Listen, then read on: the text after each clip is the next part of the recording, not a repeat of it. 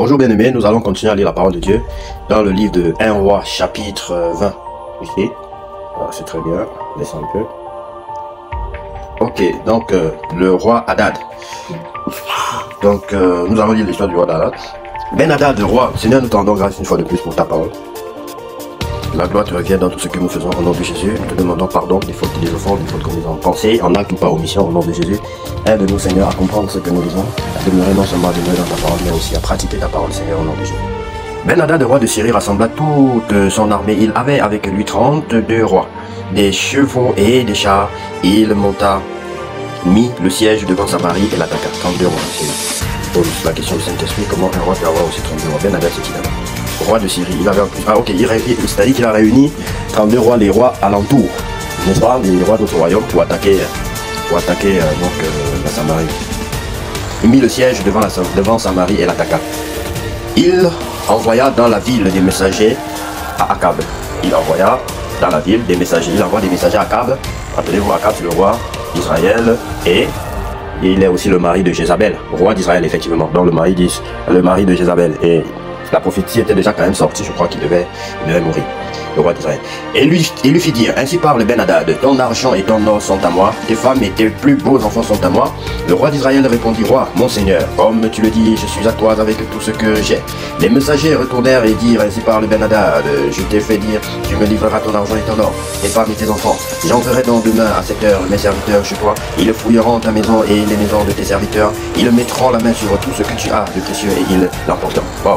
Le roi d'Israël appela tous les anciens du pays et il dit, sentez bien et comprenez que cet homme nous veut du mal, car il m'a envoyé demander mes femmes et mes enfants, mon argent et mon or, et je ne lui avais pas refusé. Tous les anciens et tout le peuple dirent à Akab, ne l'écoute pas et ne consent pas.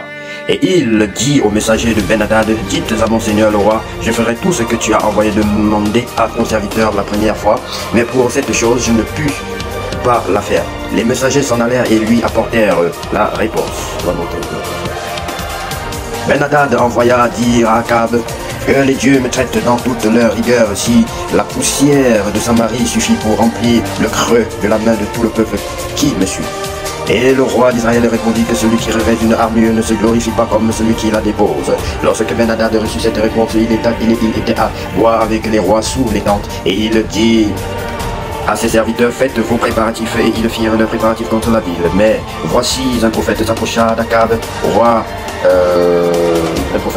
d'Israël, et il dit, ainsi parle l'Éternel, vois-tu toute cette grande multitude?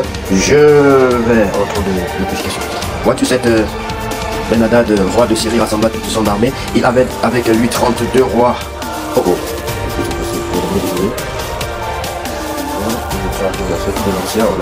Ben Hadad envoya dire à Akab et le roi d'Israël entendit à ce ok, lorsque Ben Hadad reçut cette réponse, mais voici un prophète s'approcha d'Akab, roi d'Israël, et il dit, ainsi parle l'Éternel, vois-tu toute cette grande multitude, je vais la livrer aujourd'hui entre tes mains, et tu sauras que je suis l'Éternel. Est-ce que l'Éternel peut encore faire pour nous prouver qu'il est l'Éternel, si ce n'est les miracles et nous permettre de vaincre nos ennemis? Il reste fidèle. Vous voyez que malgré toutes les multitudes de péchés d'Akab, avec Jézabel, l'Éternel lui est quand même resté fidèle. Akab dit, par qui? Et il répondit, ainsi parle l'Éternel, par les serviteurs des chefs des provinces. Akab dit, qui gagnera le combat? Et il répondit, toi. Alors Akab passa en revue les serviteurs des chefs des... C'est pas anodin ce qu'il a dit, qui gagnera le combat. Il voulait, parce qu'en Israël, lorsque tu remportais, le peuple avait tendance à t'élever et à se rabattre de ton côté. Alors Akab passa en revue les serviteurs des chefs des provinces et il s'en trouva 232 et après eux, il passa en revue tout le peuple, tous les enfants d'Israël et il était 7000. Ils firent une sortie à midi, Ben Hadad buvait et s'enivrait sous les tentes avec les 32 rois, ses auxiliaires. Les serviteurs des chefs des provinces sortirent les premiers, Ben Hadad s'informa et on lui fit ce rapport. Les hommes sont sortis de Samarie. Vous voyez, Ben Hadad, lui, il est rassuré parce qu'il compte sur les hommes. Et pour une fois, Akab va quand même dire quelque chose d'important peut-être qui nous a échappé. Il faut retenir que là nous sommes au verset 17. Quelque chose de très important qu'il faut souligner, ici là. Siège devant Samarie, ok, voilà, Israël, plus bon, sont à moi. Le roi d'Israël répondit, mon Seigneur, comme tu le dis, avec toi, ok, tu me livreras argent, ainsi de suite. Je ne sais pas si c'est plus roi, Akab, roi d'Israël, nous devons parler de tous nos amis, ainsi de suite, voilà, maison, serviteur, j'en dirais. Ok, je voulais vous montrer quelque chose de très important, argent, comprenez, écoutez bien. Il a dit quelque chose de sage venant certainement. Il a fait sortir une parole de sagesse quelque part ici. Première fois,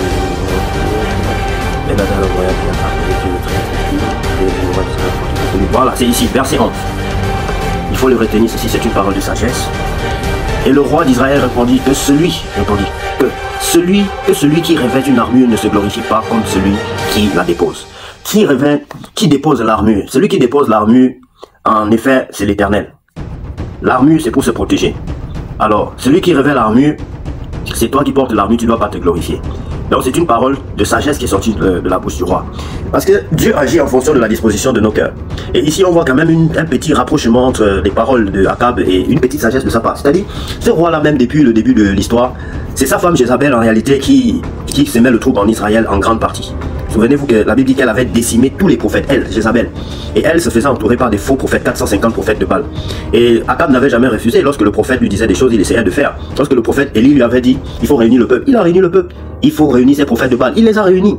Il faut qu'on voit qui dit la vérité, qui dit le mensonge. Le roi Akab avait assisté à la réunion, au spectacle. Et après, il a dit à Akab qu'il va pleuvoir. Il a cru, il a dit à Akab, rentre chez toi. Akab est rentré. Mais quand il rentre, c'est Jézabel qui se lève pour contester ce qui avait été fait. Que le roi, comment voilà une femme qui conteste même la décision du roi, qui conteste les faits et gestes du roi. Elle n'est pas reine, elle n'est pas batteuse. Qu'est-ce que je raconte? Elle n'est pas roi. Elle est la femme du roi n'est pas roi. Esther, par exemple, ne pouvait pas contester les décisions du roi. Elle pouvait essayer d'aller négocier. Mais voici une femme, elle ne négocie pas, elle impose, elle prend des décisions, elle conteste ce que le roi fait. Vous voyez, donc Akab avait quand même un petit penchant pour l'Éternel. Au-delà du fait qu'elle était sous l'autorité satanique d'une femme sataniste, Jézabel. Donc je voulais que vous souligniez cela, c'est qu'Akab a dit un peu plus haut, il avait quand même un peu, il croyait quand même encore un peu à l'Éternel. Et celui qui revêt l'armure ne se glorifie pas comme celui qui la dépose. Celui qui a déposé l'armure doit être fier, mais toi qui revêt l'armure, tu n'es qu'un pion. Tu n'es qu'un pion. Et je crois qu'il faisait ici référence à l'Éternel. J'entends, c'est pas encore approuvé par Dieu ou par son esprit. Moi j'entends par là que c'est l'Éternel qui revêt. Et que Akab voulait lui dire que c'est l'Éternel qui doit se glorifier en fait. La gloire ne revient pas aux hommes. C'est l'Éternel qui nous donne la royauté. C'est l'Éternel qui décide de nos guerres, que si nous devons gagner ou si nous devons perdre. C'est l'Éternel. Donc c'est ce que moi j'entends un peu par là. Et pour cela, il va recevoir un bonus, il va recevoir la visite du Seigneur à travers le serviteur qui viendra le soutenir dans cette guerre-là. Parce qu'il a eu à la base une bonne motivation, il a dit quelque chose venant plus ou moins de l'Éternel. Et je vais pas vous dire que c'est déjà d'avaler ça à 100%, mais je crois que c'est ça. Je vais prendre le temps de poser la question au Saint-Esprit. Nous, le matin, c'était très, on a vraiment beaucoup travaillé, plus de 2 heures, c'est à 11h, de 9h à 11h et presque 15 qu'on a arrêté, et du coup, on n'a pas vraiment eu de temps de pause. Vous savez, quand vous posez la question, vous devez attendre de recevoir la réponse. Et quand vous posez la question, dès que le Saint-Esprit libère, ça peut prendre 1 heure pour expliquer. Voilà, mais je vous exhorte à souligner cette partie. Chaque fois que je vous dis de souligner quelque chose, demandez l'explication au Saint-Esprit, vous allez voir bien aimé. J'aurais plus la fierté que vous puissiez témoigner, qu'une personne témoigne que le Saint-Esprit travaille avec lui de cette manière-là, d'attendre qu'un homme vienne lire et chercher les directives de l'Esprit pour expliquer pour tout le monde. Nous avons tous l'Esprit de Dieu. Mais nous nous réunissons, d'ailleurs quand nous nous réunissons, l'Esprit de Dieu est là. Bon, nous étions, oula, verset 16. Il fit une sortie à midi. On va monter un peu. Verset 15. Alors Akab passa en revue les serviteurs des chefs des provinces et il s'en trouva 232. Et après eux, il passa en revue tout le peuple, tous les enfants d'Israël, et il était 7000.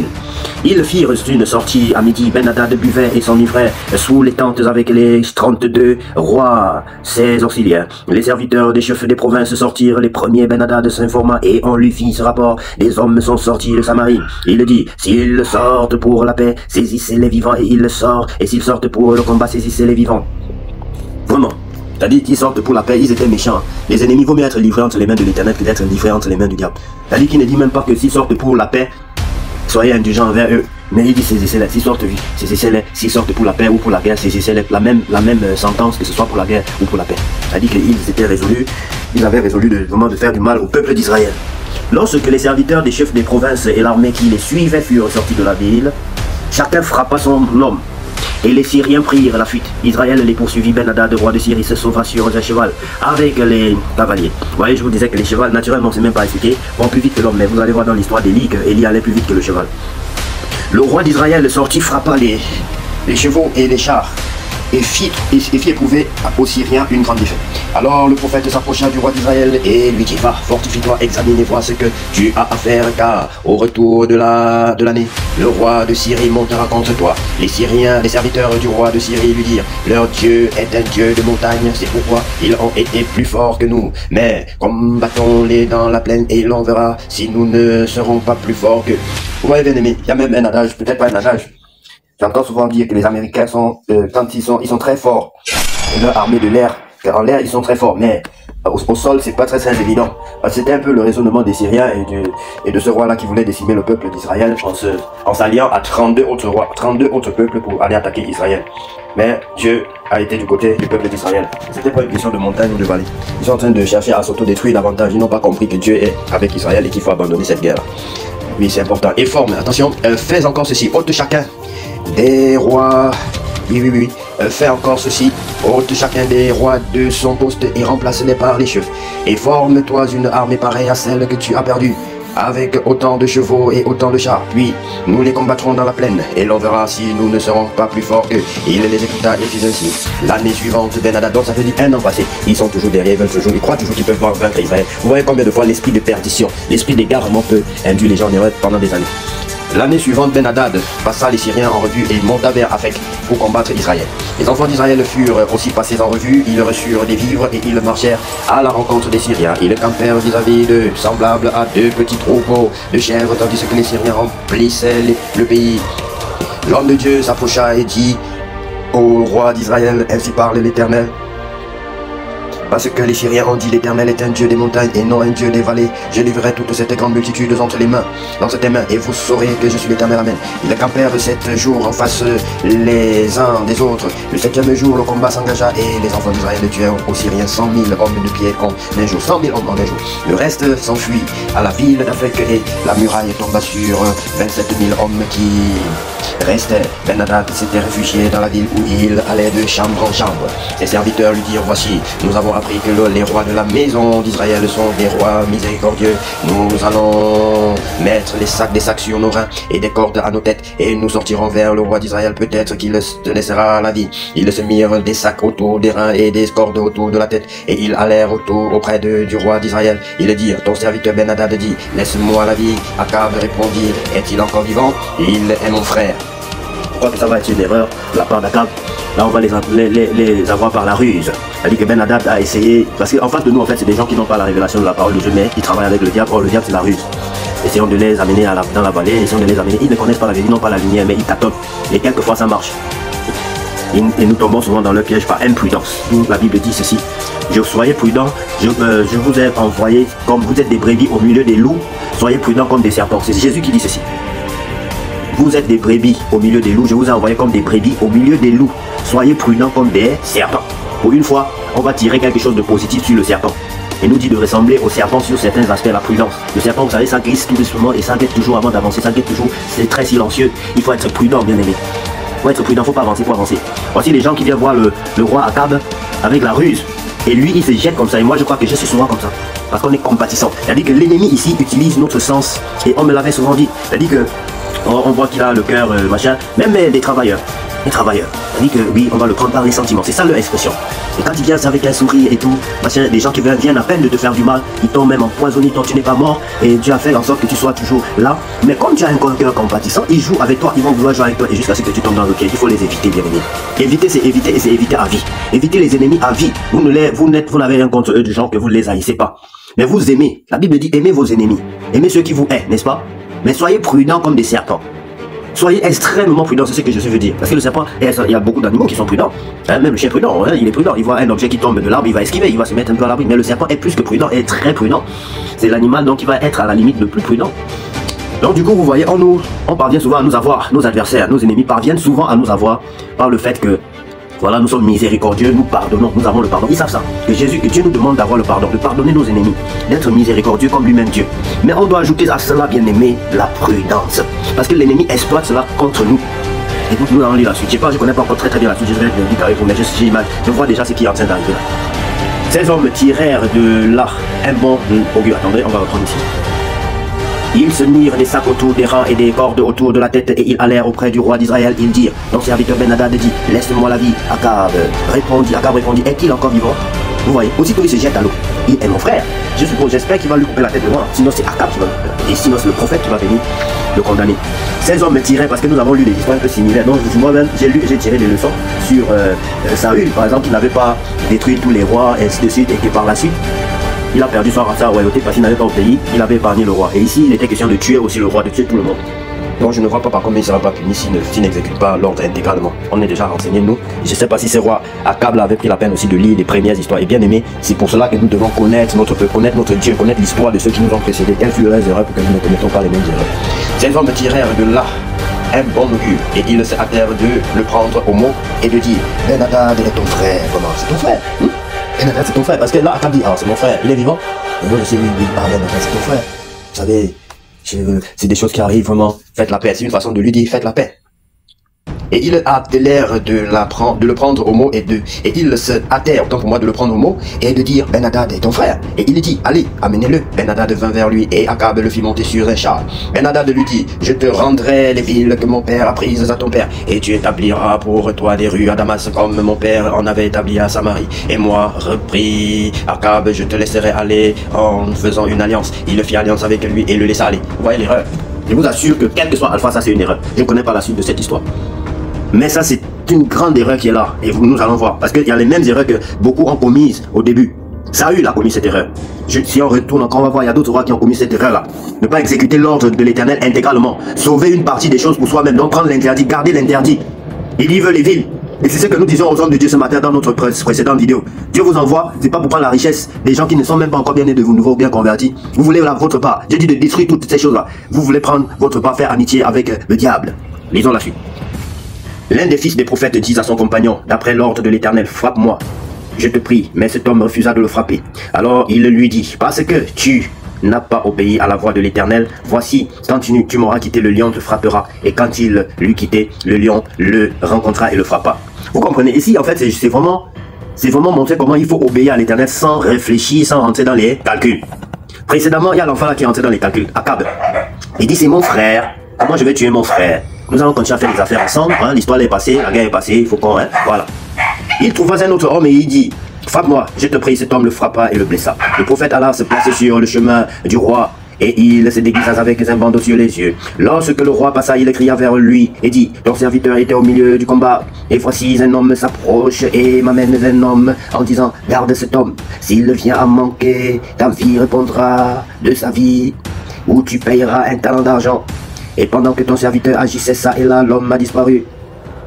Le roi d'Israël lui dit, c'est là ton jugement, tu l'as prononcé toi-même.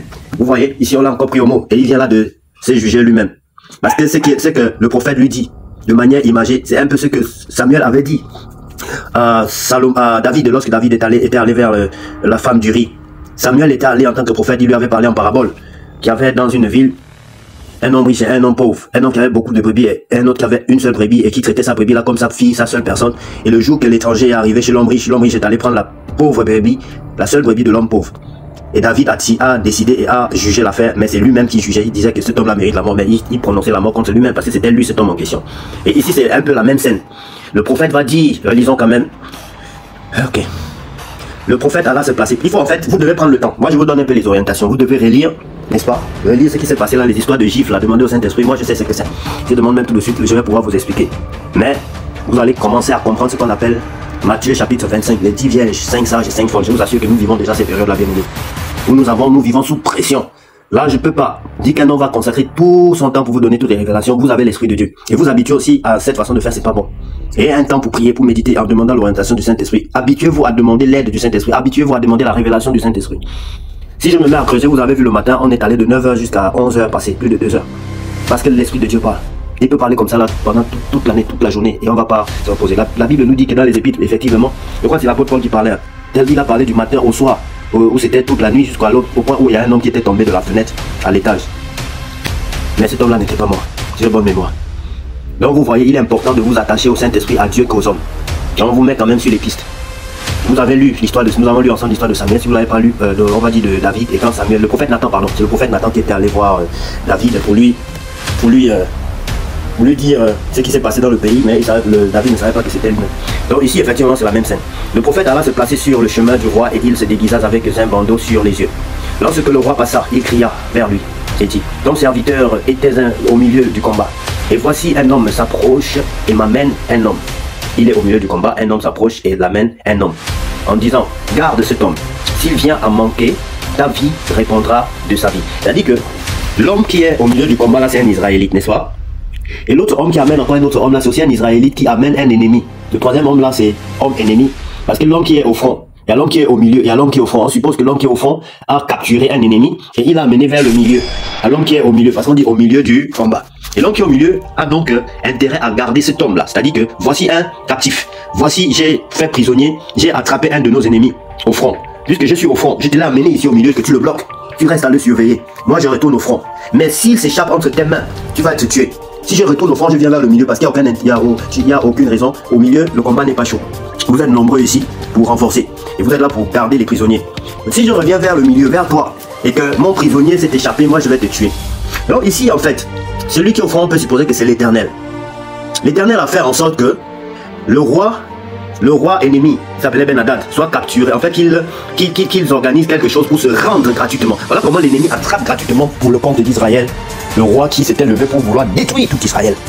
Et Dieu met dans le cœur du roi Ben Hadad et de ses conseillers une stratégie pour se livrer gratuitement entre les mains d'Akab. Donc Akab reçoit Akab sans faire aucun effort, bien aimé. Vous voyez comment Dieu combat pour nous, nous donne la victoire et nous jetons la victoire, nous rejetons la victoire parce qu'on veut des choses éphémères. Donc le roi, ça c'est la révélation. Pour ceux qui veulent les révélations, c'est bien de vouloir aimer. Parce que je vous disais qu'il n'y aura pas tout le temps toujours pour rentrer dans les profondeurs, mais apprenez à le faire, s'il vous plaît. Si je peux le faire comme je suis en train de le faire là. C'est en live, comme vous voyez, on pose la question au Saint-Esprit, il nous explique clairement. C'est des choses qu'on nous a jamais expliquées. Peut-être on a déjà lu la Bible plusieurs fois, mais on n'a jamais compris ça comme ça. Le milieu du combat, c'est aujourd'hui que j'apprends ça, le front et tout ça, c'est l'Esprit de Dieu qui parle. Donc du coup, celui qui est au fond, c'est l'Éternel. Il a capturé l'ennemi qui est le roi Ben Hadad. Et il a capturé comment? Il a mis dans leur cœur la pensée que les Israélites sont des gens miséricordieux, ce qui n'est pas faux. Allons-y vers eux, demander pardon, ils vont nous pardonner, ainsi de suite. Mais Dieu n'avait pas dit que tu dois épargner le roi, quel que soit le temps. Parce que ici, ce qui a souligné, c'est l'exécution de l'instruction. Jusqu'ici, du début de la parole de Dieu, de la Genèse jusqu'à présent, bien aimé, Dieu a un seul problème avec les hommes. Et nous avons un seul problème avec Dieu, c'est le fait qu'on n'obéit pas à sa parole. C'est ça, le seul problème. On obéit soit en partie, qu'est-ce qui nous pique? Ça nous arrive à nous tous. On veut faire comme on veut. Là, le roi Akab, Dieu le livre. Parce que quand tu pars en guerre, quelqu'un qui a réuni 32 autres nations, 32 rois, pour venir vous détruire. Et qui a même déjà dit que si vous venez, si on vous attrape, que vous venez pour la paix ou pour la guerre, la même sentence. On vous saisit vivant. On prend vos femmes, vos biens, tout était déjà résolu. Tu ne peux pas déranger 32 nations, 32 rois qui vont se déplacer avec leur armée, venir et puis tu vas leur dire retourner. Tu dis venez vous détruire et ils avaient déjà un plan de comment partager vos biens et vos richesses et votre pays. Et toi, c'est vrai, la compassion est là, l'amour est là, mais l'amour s'applique où? Et là aussi se pose cette problématique, cette question en milieu chrétien. On ne connaît pas utiliser les armes que Dieu nous donne. Les armes parmi lesquelles l'amour. L'amour. Et le matin, je vous disais, et même dans la prière, Jésus le dit clairement. Vous demandez mal, c'est-à-dire les formules dans la prière. Comment prier? Qu'est-ce qu'il faut dire? Pourquoi ne pas multiplier les paroles? Pourquoi Jésus dit ne multipliez pas les paroles, ne pas le distraire? C'est dans la connaissance tout ceci.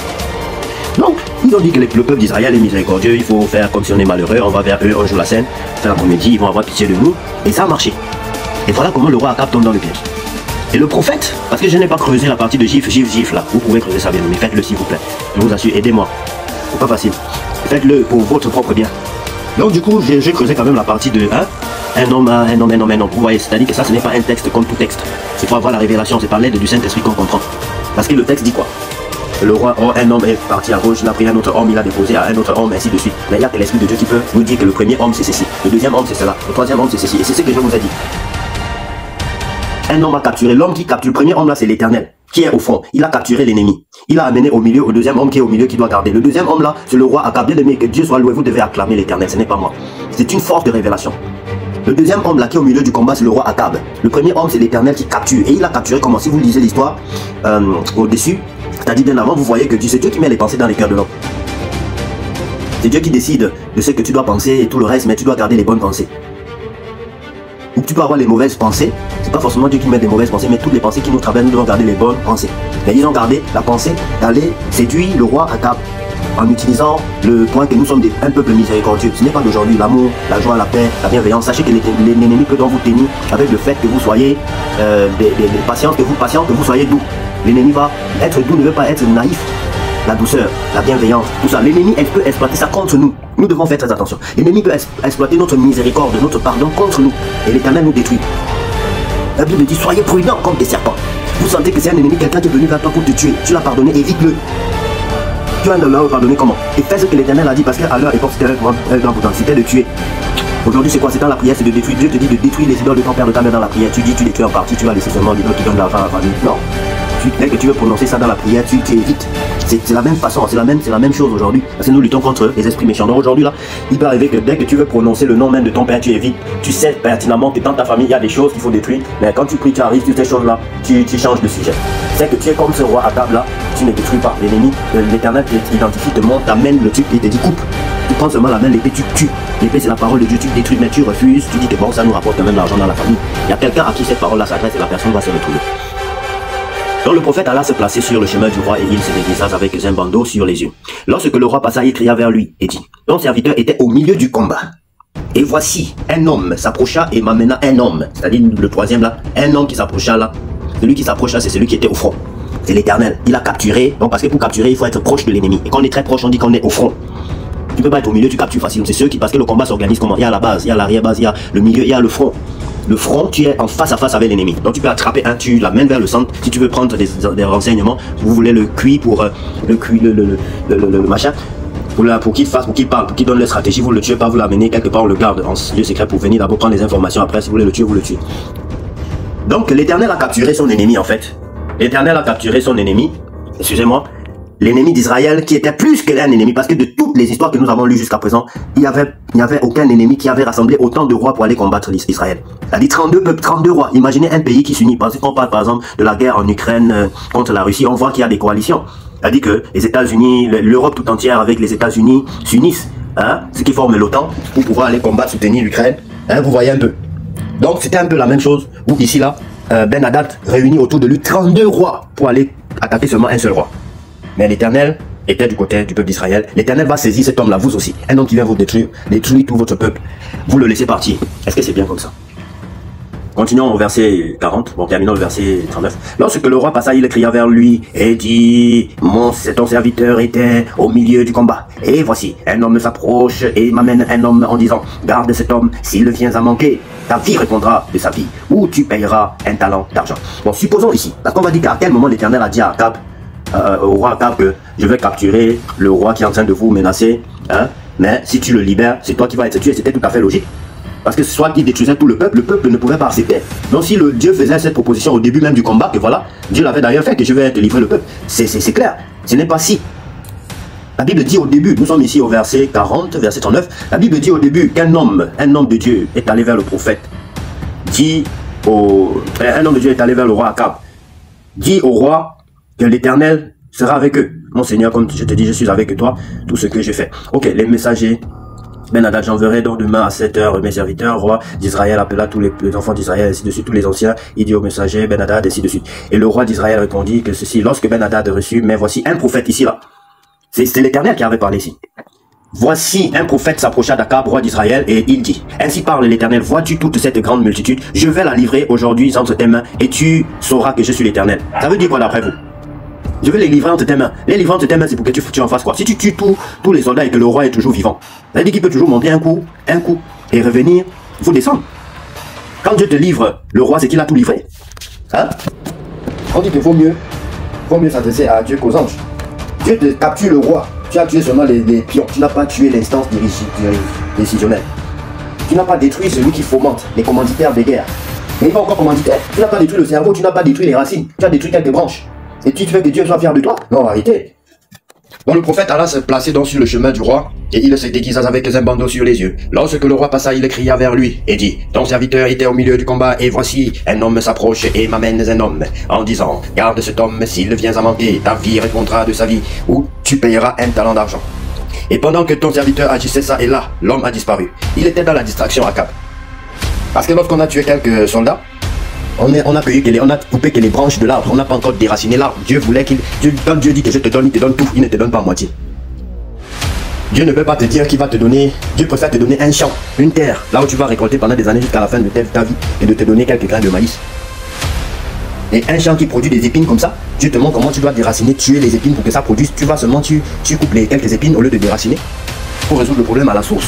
Et Dieu ne sera pas content de ça. Et pendant que ton serviteur agissait, ça et là, l'homme a disparu. Le roi d'Israël lui dit, c'est là ton jugement. Tu l'as prononcé toi-même. Bon, ici le roi pense que c'est cet homme-là qui est en train de dire qu'on m'a donné un prisonnier de guerre et il s'est échappé entre mes mains parce que j'étais agité, j'étais dans la distraction et le roi dans la colère dit je vais te tuer. Donc on arrête notre ennemi et tu le laisses partir. Mais vous voyez, il est en train de prononcer un jugement contre lui-même. Et Dieu aimait bien faire procéder de la sorte. C'est-à-dire que la Bible dit jugez vous-même. C'est-à-dire que toi qui commets des choses là, on te raconte ça de manière imagée, on met tes actions. On met toutes tes actions sur le nom ou bien sous l'image d'un pauvre ou bien sous l'image d'un serviteur ou d'un simple citoyen. On dit il y a un citoyen qui a fait comme ça, mais tu sais pas que c'est toi. Tu prends un jugement, tu portes un jugement sur son action. Après on te dit, le prophète te dit que c'est toi-même. Parce qu'on ne te dit pas le nom de la personne, on dit qu'il y a telle personne, il y a un homme qui a fait comme ça, riche ou pauvre ou bien machin, on ne donne pas le nom. Après, quand tu fais sortir le jugement, d'où les jugements, les rois qui sont prudents doivent être doux. Parce que David, après son premier jugement qui était retombé sur lui, vous allez constater que tous ces autres jugements étaient modérés. Même lorsque Chiméi lui jetait les pierres, la poussière, Chiméi, l'un des fils de Saül, pour l'humilier, oh tu as tué notre père, ainsi de suite. Voilà, ton fils est contre toi, tu es maudit. David avait été modéré. Parce qu'il ne savait pas, il disait que, oh, peut-être que l'Éternel veut qu'il en soit ainsi. C'est-à-dire le fait de sortir des jugements durs, graves contre les autres, de fois c'est contre nous-mêmes. Donc David a toujours été modéré après le premier jugement qui était dû envers celui qui avait pris la brebis de l'homme pauvre. Oh, c'était lui-même. Donc vous voyez qu'ici, le roi prononce, on va l'amener à prononcer un jugement. Et c'est contre lui-même. Donc il ne dira pas que non, l'Éternel est mauvais. Et je vous assure bien aimé, je voulais le dire depuis, il y a un président en ce moment que j'apprécie par rapport à ces... Je crois qu'il y a un peu de ça là chez lui. Si vous l'observez très bien, le président Poutine, il a un peu de ça. C'est-à-dire il laisse les autres venir, il leur répond en fonction de ce qu'il dit. Vous-même vous avez décidé comme ça. Je l'observe depuis. Je ne suis pas dans leurs choses, mais j'écoute les affiches sur les actualités et je vois un peu comment chaque président réagit, comment chaque personne parle. Et lui, vous allez voir que quand on avait pris la décision, que non, voilà, l'Ukraine, ils ne vont plus, comment dire, la Russie, l'embargo sur la Russie.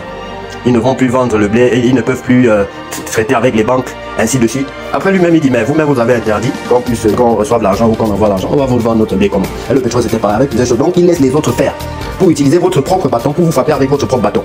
Je peux me tromper, hein, mais quand mon analyse, j'observe depuis, c'est quelqu'un qui ne parle pas beaucoup, il est toujours là. Et chaque fois qu'il veut parler, je le suis.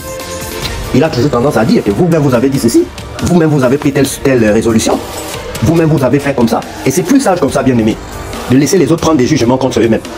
Parce que il ne peut pas contester leur propre jugement. C'est vraiment beaucoup sage. Et les autres rois doivent tirer. C'est un exemple qui est biblique. Poutine doit peut-être tirer cet aspect de sa vie, de la Bible. Je ne sais pas. Chaque homme a ses défauts. Mais ce qui est positif chez chacun d'entre nous, on va essayer de tirer. Vous allez, bon, je ne sais pas si je suis le seul à observer cela. Il laisse faire. Après, il voit, il dit que ah, c'est vous qui avez dit comme ça. C'est vous qui avez fait telle chose. C'est vous. Moi, je n'ai jamais refusé telle chose. Je n'ai jamais machin. Il vous observe, vous faites. Après, vous faites des erreurs.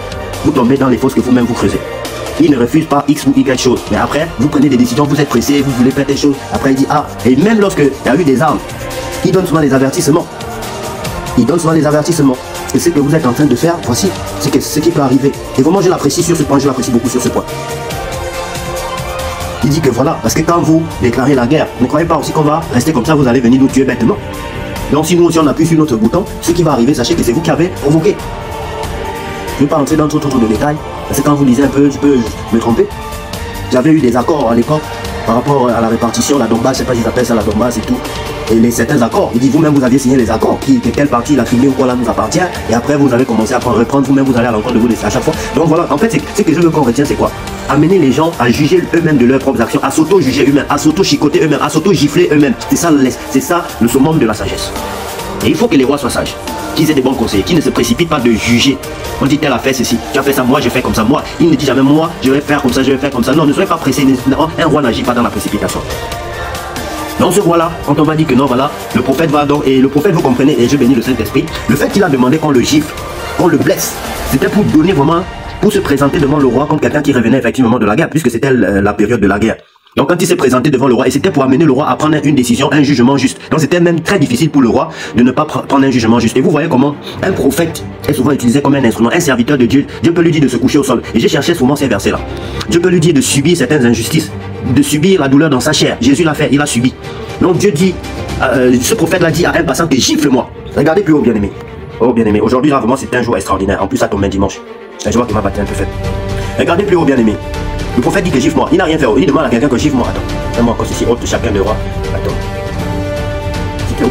Les serviteurs de chef finirent au sortir. Alors Akab est passé en revue. Et vous, c'est le prophète qui demande qu'on le gifle. Et celui qui ne l'a pas giflé, le lion l'a dévoré. Et celui qui l'a giflé, il lui demande même de le blesser. Le roi d'Israël, il lui dit, c'est pas lui. Voilà, la vie et tout. On va être en quelque part. Mais si un prophète s'approchait d'Akab, le roi d'Israël, il dit ici, mais c'est pas ici. Oh, la batterie est faible. Alors là, Akab, il fit ressortir à midi les serviteurs. Il dit s'ils sortent pour la paix, lorsque les serviteurs, chacun papa, le roi d'Israël. Alors le prophète s'approcha du roi, les serviteurs du roi, fait encore ceci, ôte chacun des rois, et forme toi une armée. L'année suivante, Ben-Hadad, les enfants d'Israël, l'homme de Dieu, s'approcha et dit au roi, ils campèrent 7 jours, mais le reste s'enfuit, ses serviteurs, ils le mirent à sec, à ça. Ces hommes, Ben-Hadad, voilà, l'un des fils des prophètes dit à son compagnon d'après l'ordre de l'Éternel, frappe-moi. C'est ici, bien-aimé, que Dieu soit loué. L'un des fils des prophètes dit à son compagnon, d'après l'ordre de l'Éternel, frappe-moi. Il dit de le frapper, c'est pas déjà le caresser. Il frappe.